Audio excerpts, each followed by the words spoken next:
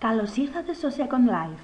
Σκοπός αυτού του βίντεο είναι να προσφέρει σε κάθε ενδιαφερόμενο και ιδιαίτερα στους αρχάριους χρήστες του Second Life κάποιες βασικές και χρήσιμες πληροφορίες που αφορούν το περιβάλλον εργασίας. Οι πληροφορίες αυτές και η εξοικείωση των χρηστών με το περιβάλλον εργασίας θα τους βοηθήσει να κάνουν τη δική τους διαδρομή για εξερεύνηση των χαρακτηριστικών γνωρισμάτων, των εργαλείων καθώς και των επιλογών που τους παρέχει το Second Life. Ας αρχίσουμε λοιπόν την περιήγησή μας.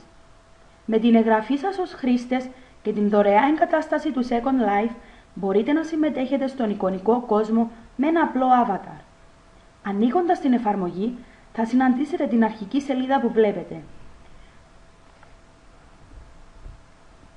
Γράφοντας το όνομα χρήστη και τον κωδικό σας, είστε έτοιμοι πλέον να συνδεθείτε στον εικονικό κόσμο του Second Life.